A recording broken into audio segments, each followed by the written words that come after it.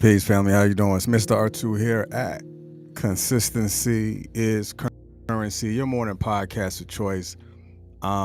It is the 10th, and this man, it's almost mid-month. Like already, almost mid-month. What's today? Wednesday. It's almost mid-month, and it's already halfway through the week. So I say to you, good morning to you, wherever you are. Good morning to the who that you are. Good morning to the where that you're going. And good day to the place in which you find yourself. Peace. Good morning, Trisha. Good morning, Miss Selena. Today is going to be very interesting because the conversation is very transparent.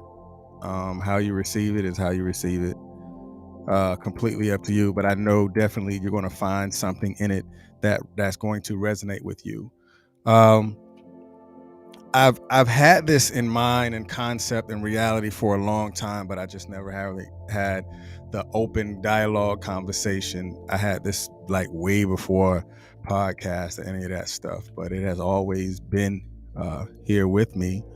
But I just never put it out in an open forum type conversation. I've had conversation with several people, but not open like this. So good morning. Thank you for what you do. Again, everybody who may be watching it on YouTube, blah, blah, blah, blah, blah. We're going to skip all that because we want to jump dead into it. But I want you to do right now is to go ahead and share this live because it's going to test and it's going to touch someone. Let me go ahead and put the caption up for those who may be showing up and for those who will show up. The withdrawer, that is a person. That's why I put at the end. So after you share this live, go ahead and put the word done inside the chat. So you have three types of people. You have depositors, you have withdrawers, and you have transfers. So I'm going to take you down this path for you to know and for you to see, for you to acknowledge, for you to understand who these people are. But there is only one thing that each one of the people have in common with you. The thing that they have in common with you is you, right? It's you. You have people who deposit into your life. You have people who withdraw from your life. You got people who transfer, whether it's good energy, bad energy, but whatever it is, it starts with you and it comes from you and you're the origin. Get it? That's the withdrawer. We're going to be talking about the withdrawer today. So everybody has that person that they know that is a withdrawer. You can identify it. I ain't trying to tell you, say their name. I ain't trying to tell you, put it out there or any of that stuff. But we're going to tap into that the honest and transparent place of the withdrawer. If you find yourself as the withdrawer, I mean, it is what it is. It's only going to change when you acknowledge it, just like it's only going to change with you and when you are seeing and identifying how it actually happens and how it takes place. So with all that being said, let's go ahead and jump 2 feet. Like you already know, you're going to get the definitions, you're going to get the inversions in order for you to see it from a different perspective. All right, the definition of withdrawal is the act of taking back or away something that has been granted or possessed. So the inversion on this is white over red.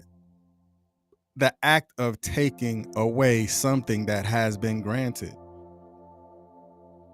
Right? Yes, that is right. I don't care how you see it. I don't care how you say it. For something to be withdrawn from you, there is a access point. So again, the definition is the act of taking back or away something that has been granted or possessed. The inversion is white over red. The act of taking away something that has been granted. So now let's look at the second definition. The combination of physical effects a person experiences after they stop using or reduced their intake of a substance. Now, I put in allowing and I put in situation. So let's read it from that point. A combination of physical and mental effect a person experiences after they stop allowing or reduced their intake of a situation.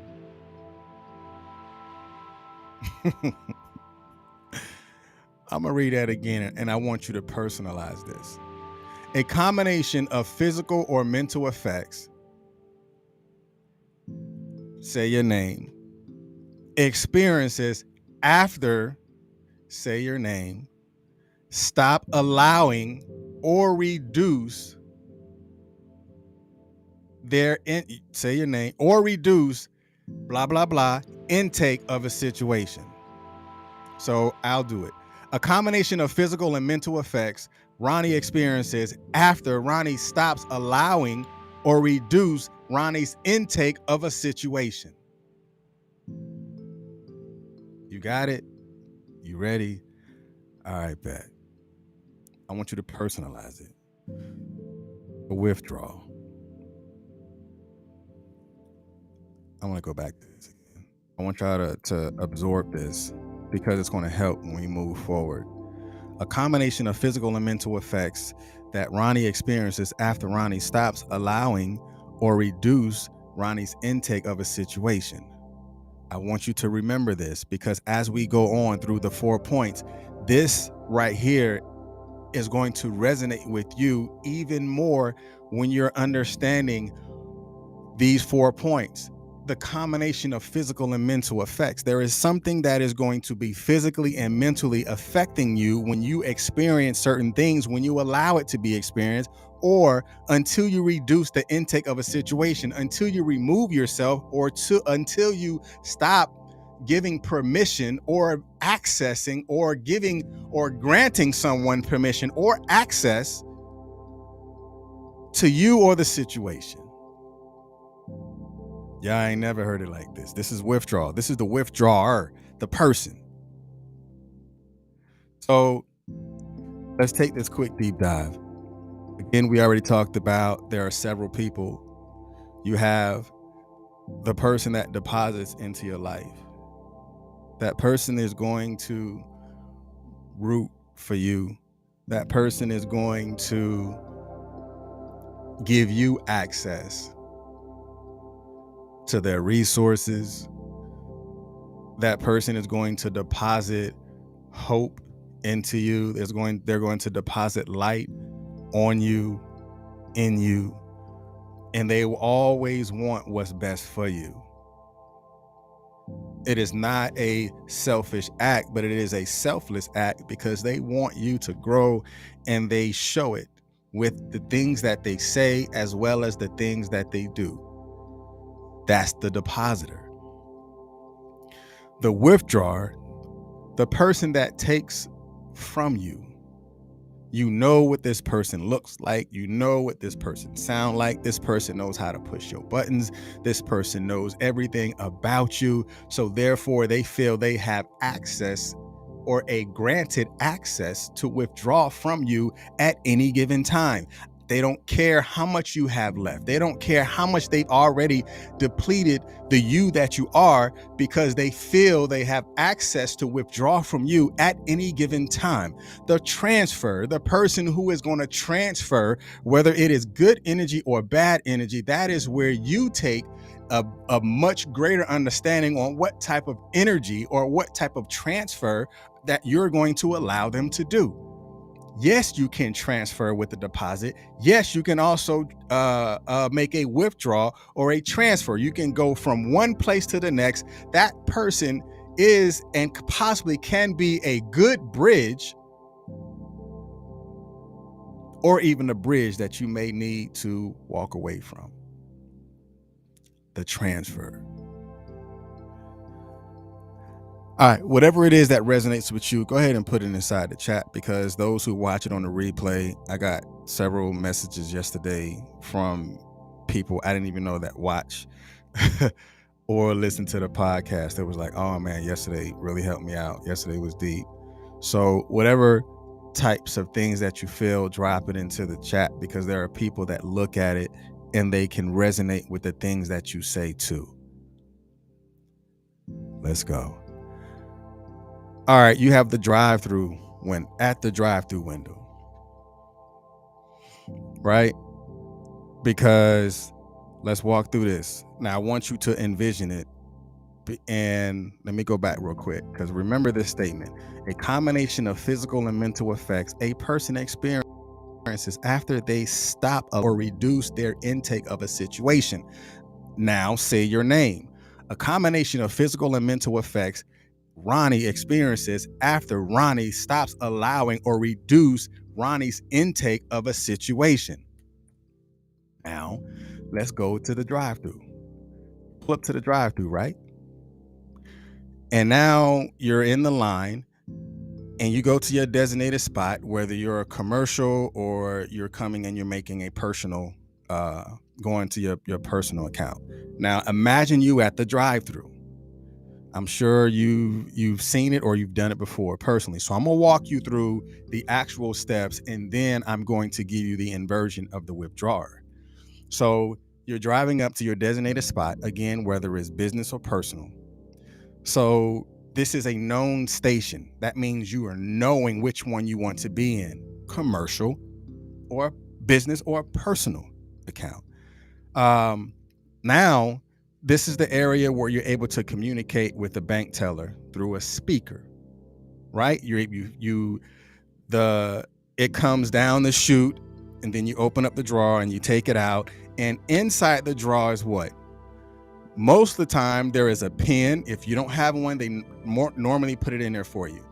There is a pen in there, and there is a envelope or a slip with the envelope in it, whichever one. So then you take your identification card, you fill out the information with your pen, you put it back in the tube, and you send the tube up, and it goes to the bank. So now again, you're communicating to them through a speaker. You can't reach out and touch, but now you can communicate with them with the speaker. They check your information.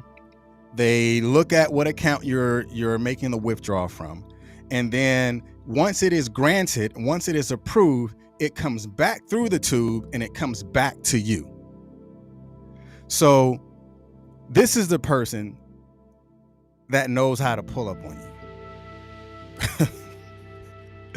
This person knows how to pull up on you. They know exactly what they're doing. They know exactly where the spot is. They pulling up.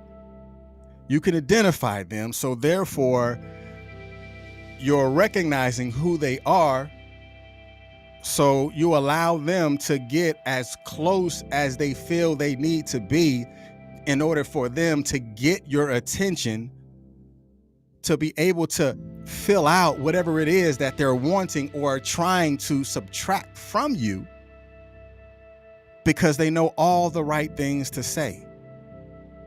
You can ID them, you understand who they are, but they also know that there's a limitation to what they can get. So they're gonna drive in and they're gonna drive out. Because just like a regular bank, the drive-through has a limitation on how much that you're able to withdraw, because they're going to do what? They're going to say, well, this exceeds our withdrawal limit at the drive-through. I'm going to need you to come in.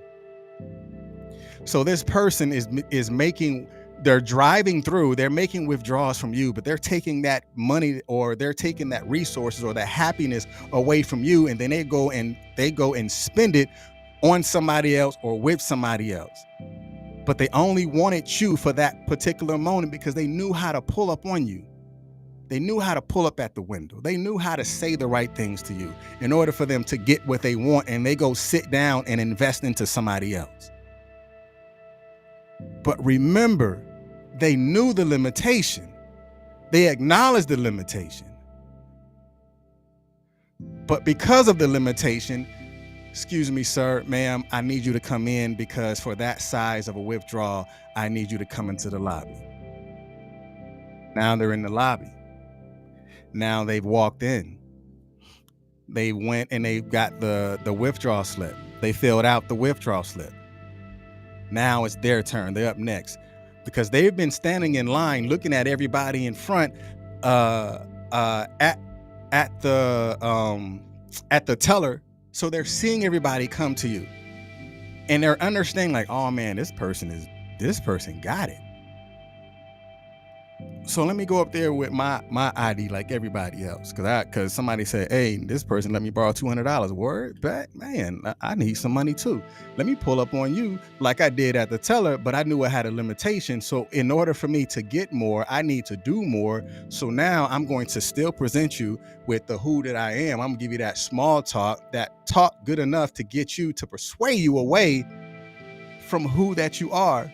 Because I'm gonna give you my ID card, I'm gonna give you my bank card, I'm gonna give you the slip, and I'm gonna tell you how much that I want from you, because I knew my limitations when I was on the outside at the drive-thru.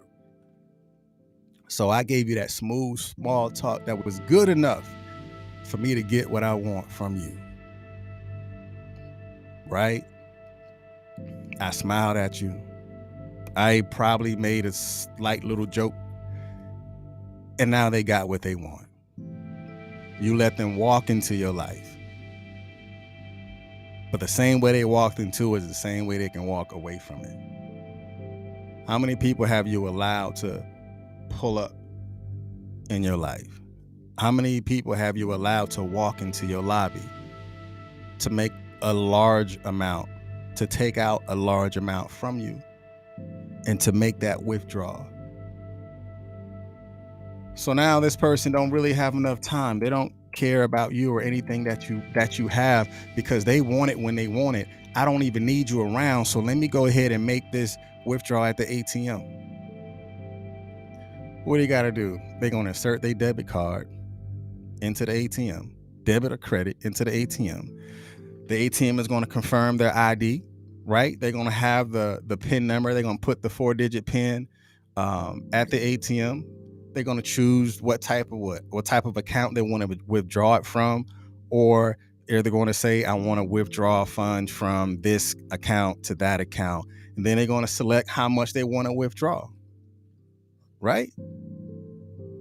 So now who is this person? This person is very close to you because they have direct access to things. They got your credit. They got your card. That means you know this person. You're very close to this person because they have that much access. They have a different type of access than a lot of other people had or have. And the 4-digit PIN that they put into the ATM, that's because that person knows how to push your buttons. They know the right buttons to push. They know the right thing to say in the lobby. But the ATM, that's totally different. They push every button, the button to make you laugh, the button to make you cry, the button that make you upset, the button that pisses you off, and the button that gets you to change your mind. That's that ATM withdrawal. Because they don't have to talk to you. You don't even really have to physically be around. But they're going to get what they want. They're going to keep doing it until the ATM tells you that it's insufficient. If they can't get anything else, but they're going to get what they want because they know the right buttons to push. And the last one is that ACH withdrawal. That person don't even have to be around you. That person know how to electronically transfer. They know how to send you those text messages. They know how to get into your account because you felt like they were accounted for or accountable. And they can transfer energy from one place to the next because they had a different type of access than everybody else. But out of all four, I'm gonna tell you the second thing. I'm gonna tell you what made it all possible. It was all made possible because they had access. They had access to you. They had access to your resources. They have access to all of that stuff because you gave them permission. Even if even in the physical sense, like somebody stole my ATM, but that person had to know you enough to know the 4-digit pin, or to know you enough to have access to go get the 4-digit pin in order for them to physically make a withdrawal. So therefore, it is a combination between physical and mental to where you can be ultimately affected by what people withdraw from you and how much you're going to allow them to withdraw. You got people that's like to-go plates. The person comes into your life, they only want a to-go plate. They don't want to stick around. They don't want to stay. They just want to get what they get and then they leave. They're getting to-go plates at your house, but they taking that to-go plate and go stay at somebody else's house. But how long are you going to allow the to-go person to come in and out of your life? How long are you going to allow the person that come into your house, into your lobby, and lobby not for you, but against you, because they're projecting so much bad energy on you, so they're transferring that energy, but the transfer of energy should has a limitation, because the limitation is only once after you have acknowledged that this transfer won't happen anymore. I no longer give you access that I have given you before. You are no longer granted the opportunity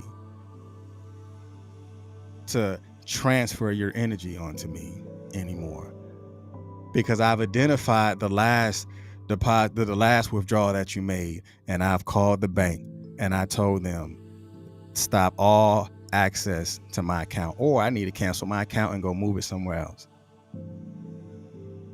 So you don't always need that person around.